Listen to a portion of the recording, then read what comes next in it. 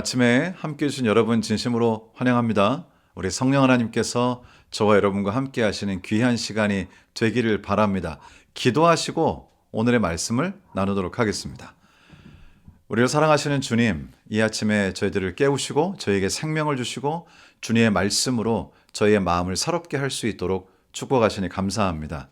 성령으로 같이 하시고 오늘 저희의 말씀 나눔을 통해서 주님께서 영광 받으시며 우리 마음속에 은혜가, 귀한 은혜가 경험되는 주님의 시간이 되도록 저희들과 함께 해주시기를 우리를 사랑하시는 예수님의 이름으로 기도드리옵나이다. 아멘.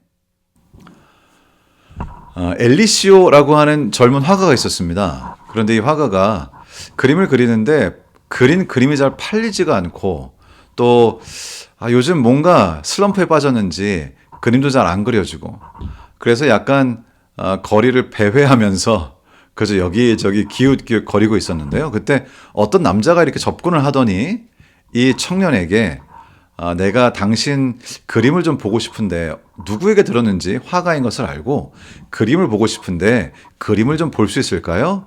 마음에 드는 작품이 있으면 제가 사겠습니다. 이렇게 얘기를 하는 것입니다. 그런데 이때 이 엘리쇼라고 하는 청년이 너무 좀 마음도 썩 그렇게 유쾌하지가 않고 그림에 대한 의욕도 떨어져서 네, 참 감사한 말씀입니다. 그런데 제가 지금은 좀 시간이 그렇고요. 다음에 다시 연락을 드리도록 하겠습니다. 이렇게 하고 지나갔습니다. 그런데 실제로 이 청년은 그분에게 연락을 드리지 않았습니다. 세월이 좀 지난 후에 나중에 이 청년이 우연한 기회로 그 자신이 만났던 사람이 누구인지 알게 되었는데요. 바로 이 젊은 화가가 만났던 사람이 바로 피카소였습니다. 이름만 들어도 다 아는 아주 유명한 화가죠. 정말 세계적으로 유명한 최고의 화가가 자신의 그림에 지금 관심을 기울이고 있었는데 그 엄청난 기회를 차버린 것입니다. 저희가 살다 보면 저도 마찬가지로 우리에게 다가온 기회를 그냥 놓쳐버리는 때가 있습니다. 물론 물건을 팔 기회라든지 물건을 살 기회라든지 일상적인 그런 기회들도 중요하지만 우리의 영적인 생활에 있어서 우리의 영적인 삶을 좌우할 기회들이 우리의 생애에 오고는 하는데요. 때때로 우리는 그 기회를 놓칠 때도 있지 않은가 싶습니다. 오늘 저희가 다루게 될 말씀은 아간의 죄입니다. 여호수아 7장 16절로 19절의 말씀을 저희가 좀 살필 텐데요. 여기 질문에 이렇게 되어 있습니다. 여호수아 7장 16절로 19절을 읽어보라. 이 모든 과정은 하나님 그리고 아간에 대해 무엇을 말해 주는가? 여호수아 7장 16절부터 읽어보도록 하겠습니다. 이에 여호수아가 아침 일찍이 일어나서 이스라엘을 그의 지파대로 가까이 나오게 하였더니 유다 지파가 뽑혔고 유다 족속을 가까이 나오게 하였더니 세라 족속이 뽑혔고 세라 족속의 각 남자를 가까이 나오게 하였더니 삽디가 뽑혔고 삽디의 가족 각 남자를 가까이 나오게 하였더니 유다 지파 세라의 증손이요 삽디의 손자요 갈미의 아들인 아간이 뽑혔더라. 지금 이 패배의 원인이 무엇인지 하나님께서 밝혀주시는 장면입니다. 그런데 사실 생각해보면 그 사람을 찾아서 처벌하는 데 목적이 있는 것 같지 않아요. 왜냐하면 하나님께서는 분명히 그 사람이 누군지 알고 계시고 즉시로 즉각적으로 그 사람을 찾아내실 수 있었습니다.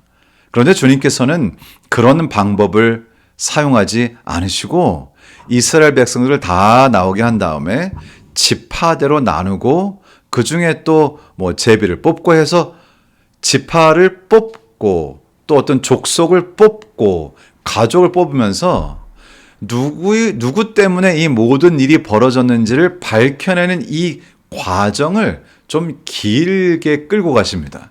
지금 주님께서 뭐 하시는 걸까요? 지금 우리 주님께서는 아간에게 기회를 주고 계시는 것입니다.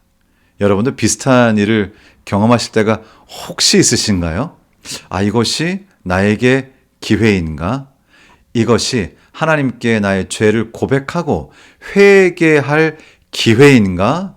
이것이 하나님께서 나에게 주시는 축복의 기회인가? 우리는 살면서 때때로 이것이 하나님께서 나에게 주시는 기회인 것 같다라고 하는 생각을 할 때가 있습니다.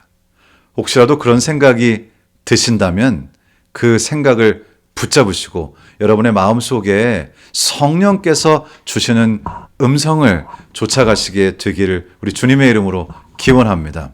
안타깝게도 이 이야기들을 살펴보면 아간은 이렇게 온 이스라엘 백성이 나오고, 여러분 이것이 다 시간이 걸리는 일입니다.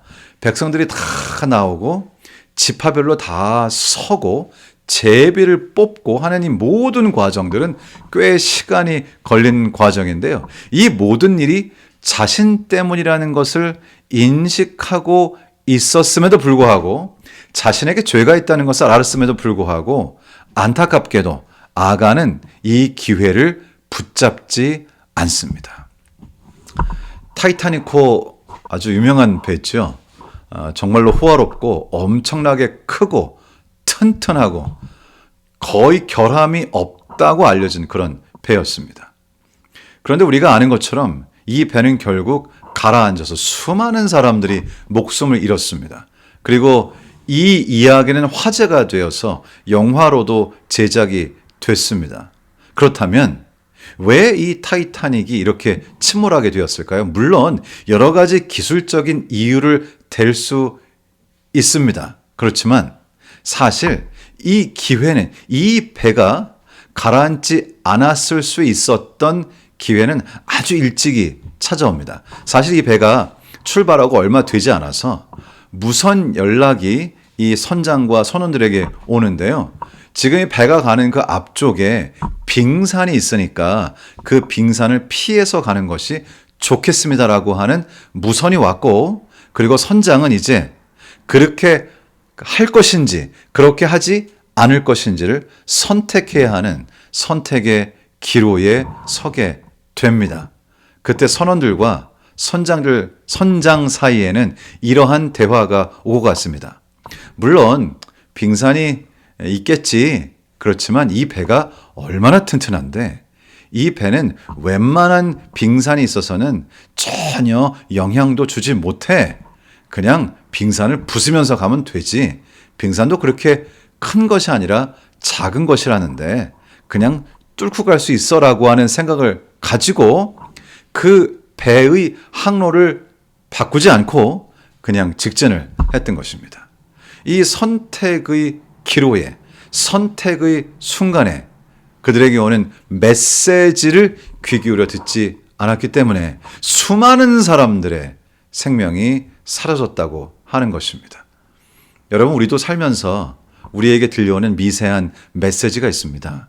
우리가 그 메시지를 청종하고 그리고 그 메시지를 따르지 않을 때에 우리가 정말 그 주님께서 주시는 귀한 기별의 말씀을 선택하지 않을 때에 그것이 우리의 운명을 바꿀 수 있을 뿐 아니라 나와 함께하는 수많은 사람들의 운명을 바꿀 수도 있다는 생각을 할 때 사실은 저희는 굉장히 심각해지는 것이죠. 여기 여호수아는 아간에게, 이 모든 과정들이 거쳐진 후에 아간에게 이렇게 말씀하십니다. 여호수아 7장 19절입니다. 그러므로 여호수아가 아간에게 이르되 내 아들아 청하노니 이스라엘의 하나님 여호와께 영광을 돌려 그 앞에 자복하고 내가 행한 일을 내게 알게 하라. 그 일을 내게 숨기지 말라 하니. 안타깝게도 아간은 그 모든 기회를 놓쳤습니다. 그리고 아간이 뽑히게 됐죠. 그런데 여기서 우리는 여호수아의 태도를 눈여겨볼 필요가 있습니다. 여호수아는 아간이 뽑히게 되었을 때 네가 뽑혔구나, 벌 받아야지, 이렇게 한 것이 아니라 아주 부드럽게 그리고 선한 마음과 동정심을 가지고 말합니다. 내 아들아, 청하노니. 지금이라도 죄를 고백하고 하나님께 회개하라고 말하는 것이죠. 이 태도에 대해서 시대의 소망은 직접적인 것은 아니지만 예수 그리스도의 예를 들어서 우리에게 매우 중요한 메시지를 주십니다. 시대의 소망 353페이지입니다. 예수께서는 결코 무례하거나 불필요하게 가혹한 말씀을 하거나 민감한 자에게 공연한 고통을 주신 일이 전혀 없었다. 그는 위선과 불신, 죄악을 두려움 없이 책망하셨지만 그분의 통렬한 책임의 음성은 언제나 눈물로 적셔져 있었다. 죄를 죄라고 지적하셨지만 우리 주님께서는 그 죄를 지은 사람을 깊이 사랑하시고 눈물을 흘리시며 동정으로 다가가셨다는 것이죠. 그러니까 목적은 형벌이 아니라 그 사람이 회개하고 돌아오고 구원 얻는 것이라는 것입니다. 이 말씀은 사실 제가 목회를 하면서 했던 경험이 생각나게 하는 그런 말씀입니다. 한 가족이 있었는데요. 이제 부모가 있고 아들이 있고 그리고 그 아들의 아내, 그러니까 이제 며느리가 있죠. 그런데 너무나 안타깝게도 그 아들이 심각한 질병으로 말미암아 결국은 잠들게 됩니다. 그런데 그 아들이 죽을 즈음에 사실은 그 며느리가 한국으로 말하면 119, 미국으로 말하면 911이죠. 미국에서 있었던 일인데요. 911을 불렀다면, 바로 전화를 했다면 사실 그 아들이 살 수도 있었다는 이야기들이 회자되고 있었습니다.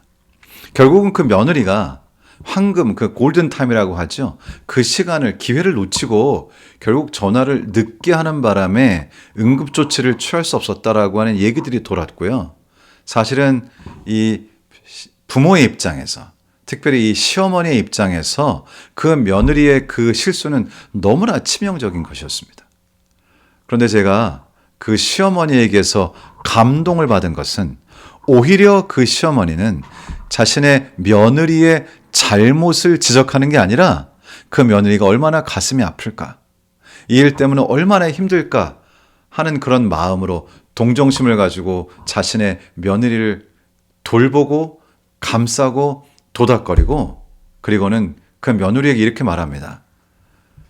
아가, 이제 너는 내 며느리가 아니라 내 딸이다. 그러면서 그 시어머니께서 실제로 여러 재산적인 면이나 모든 면에서 그 딸을 그 며느리를요, 죄송합니다. 그 며느리를 자신의 딸처럼 실제로 자신의 딸로 그렇게 데리고 살면서 그 며느리를 돌보는 그런 모습을 제가 곁에서 보면서 그 모습이 얼마나 아름다운지요. 생각해보면 우리가 지금 이렇게 하나님의 자녀로 사는 것도 그 어떤 분께서, 우리를 사랑하는 그분께서, 우리가 죄 지은 죄인임에도 불구하고 우리가 죄인으로 있을 때에 우리를 동정과 사랑으로 대하시고 우리를 위하여 십자가에 달려 돌아가셨기 때문에, 그래서 우리가 지금 이렇게 살아서 주님을 섬기고 영원한 생명을 약속받는 것입니다. 시대소망의 말씀처럼 예수께서는 결코 무례하거나 불필요하게 가혹한 말씀을 하거나 민감한 자에게 공연한 고통을 주신 일이 전혀 없었다. 그는 위선과 불신, 죄악을 두려움 없이 책망하셨지만 그분의 통렬한 책망의 음성을 언제나 눈물로 적셔져 있었다.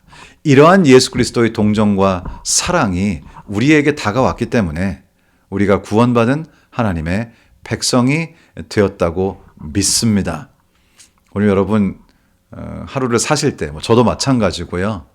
예수 그리스도께서 보이셨던 이 귀한 사랑, 여호수아가 보였던 그 태도가 우리들의 모습이 되기를 간절히 원합니다. 오늘 하루 동안 우리 주님께서 영광을 받으시고 주님의 사랑과 여호수아의 모본이 우리의 삶을 통해서도 나타나는 그런 귀한 하루가 되기를 우리 주님 예수님의 이름으로 축원합니다. 제가 기도하고 이제 개인적인 기도 시간을 갖도록 하겠습니다. 우리를 사랑하시는 거룩하신 하나님, 오늘 말씀을 통해서 아간이 자신의 회개와 고백의 기회를 놓치고 결국 끝까지 갔음에도 불구하고 여호수아가 보였던 이 태도를 통해서 저희가 예수님을 볼 수 있도록 저희를 축복하심을 감사합니다. 예수님의 그러한 사랑과 동정 때문에 우리가 이렇게 소망 가운데 살아갑니다. 하나님, 오늘 저희가 하루 살 때 저희들도 여호수아처럼 예수님처럼 그러한 모습을 보여 우리 속에 내재하시는 우리 예수 그리스도가 드러나는 그런 하루가 되도록 주님께서 저희 매 순간의 삶 속에 동행해 주시기를, 우리를 사랑하셔서 모든 것을 바치신 우리 주님 예수 그리스도 이름으로 간절히 기도드리옵나이다. 아멘.